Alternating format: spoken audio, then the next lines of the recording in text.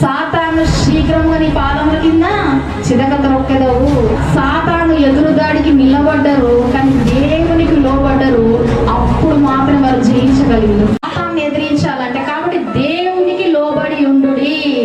దేవుడు ఏ మాటలు అయితే చెప్తున్నాడో పరిశుద్ధ గ్రంథంలో మీరు ఇలా బ్రతకాలి, ఇలా బ్రతకూడదు అని ఏ మాటలు అయితే చెప్తున్నాడో మీరు ఇలా ఉండాలి, మీ యొక్క అలంకరణ కానీ, మీ యొక్క జీవితం కానీ, మీ మాట విధానము కానీ, మీ యొక్క ప్రతిదీ నాకు అంగీకారంగా ఉండాలి అని దేవుడు కోరుకుంటున్నాడు. అయితే మరి దేవుడు కోరుకుంటున్నట్టుగా నీవు ఉండకుండా నా ఇష్టం వచ్చినట్టుగా నేను బ్రతుకుతానని నీ త్రోవ నువ్వు పోయినావనుకో, అపవాదం నువ్వు ఎదిరించే ప్రయత్నం చేసినావా వాడు నిన్ను కబలించేస్తాడు. జాగ్రత్తగా ఉండాలి. అందుకని ఇక్కడ మాట రాయబడింది ఏంటంటే దేవునికి లోబడి ఉండుడి, అప్పుడు అపవాదిని ఎదిరించుడి. దేవునికి లోబడకుండా అపవాదిని ఎదిరించాలని నువ్వు అనుకుంటే నీ వల్ల కాదు. హల్లెలూయా.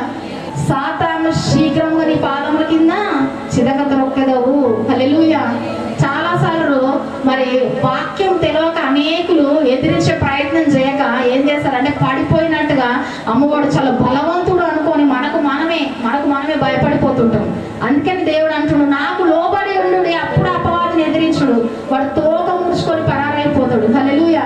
ఎప్పుడు సాతాను ఇలా వస్తాడు కదా అలా వస్తాడు కదా అని వాళ్ళు భయపడడానికి మనకు వీల్లేదమ్మా.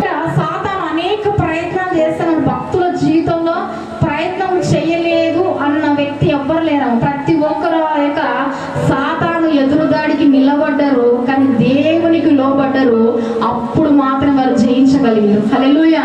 అందుకనే దేవుడు అంటుండు నాకు లోబడి ఉండుడి. మీ జీవితంలో ప్రతినిత్యము సాతాను అనేకమైనవి వాడు తెచ్చిపెడుతూనే ఉంటుంటాడు. కానీ నీవు ఎప్పుడైతే లోబడి వాడిని జయిస్తావో, నీవు లోబడి